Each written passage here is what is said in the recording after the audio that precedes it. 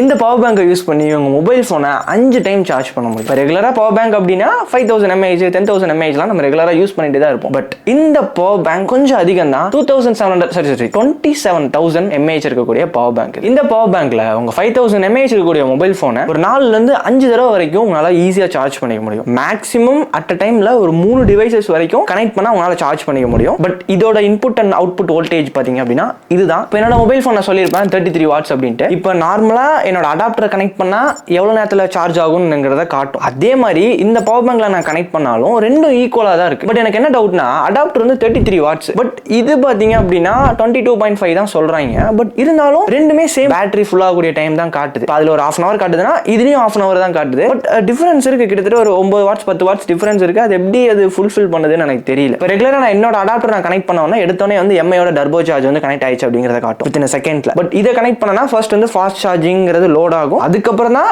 எம்ஐயோட like turbo charge நினைக்கிறேன் அது வந்து லோட் ஆகும். ஃபியூ செகண்ட்ஸ் டிலே இருக்கு இந்த பவர் பேங்கை கனெக்ட் பண்ணும்போது. பட் இதுல இன்னொரு பெரிய விஷயம் என்ன அப்படின்னா அதோட பிரைஸ் தான் 1600 அந்த ரேஞ்சுக்குள்ள தான் இருக்கு. எக்ஸாக்டான பிரைஸ் நான் மென்ஷன் பண்றேன், இல்ல லிங்க் கொடுத்துருக்கேன், செக் பண்ணி பாருங்க. இந்த பிரைஸ் ரேஞ்சுக்கு ரியலி ஒர்த். கிட்டத்தட்ட 1 மந்த் ஆச்சுன்னு நினைக்கிறேன். எவ்வளவு நாள் ஆச்சுங்கிறத ஸ்கிரீன்ல போடுறேன் வாங்கி. பட் இருந்தாலும் நான் ஒரு 6 மந்த் யூஸ் பண்ணிக்கிட்டு ஓவராலா எப்படி இருக்குன்னு சொல்றேன். ஏன்னா நெக்ஸ்ட் ஒரு 3 மந்த் வந்து இதுக்கு ஹெவியா ஒர்க் இருக்கு. ஏன்னா என்னோட கேமரால சைபர் டென்னிஸா கனெக்ட் பண்ணி ஹவர்ஸ் கணக்குல நிறைய வீடியோஸ் ரெக்கார்ட் பண்ண போறோம். இப்பயே கனெக்ட் பண்ண போறேன்.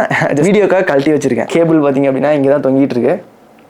இதை கனெக்ட் பண்ணேன் சைபர் டென்னிஸ். ஏன்னா கேமராவோட பேட்டரி வந்து ரொம்ப கம்மி, அதனால இதை டேரக்டா கனெக்ட் பண்ணி யூஸ் பண்ணிட்டு இருக்கேன். ப்ராடக்ட்டோட லிங்க் வேணா நான் கொடுத்துருக்கேன், செக் பண்ணி பாருங்க. இல்ல ப்ரோ 6 மந்த் ரிவ்யூ வந்ததுக்கு அப்புறம் நான் வாங்கிக்கிறேன் அப்படின்னு நினைச்சாலும் ஒன்றும் பிரச்சனை இல்லை. நல்லா சப்ஸ்கிரைப் பண்ணிட்டு வெயிட் பண்ணுங்க, கூடிய சீக்கிரம் அப்லோட் பண்ணிடலாம். 6 மாசத்துக்கு அப்புறம் தான் அப்லோட் பண்ண முடியும், இடையில எல்லாம் அப்லோட் பண்ண மாட்டேன். தேங்க்ஸ் ஃபார் வாட்சிங் திஸ் வீடியோ. பீஸ்.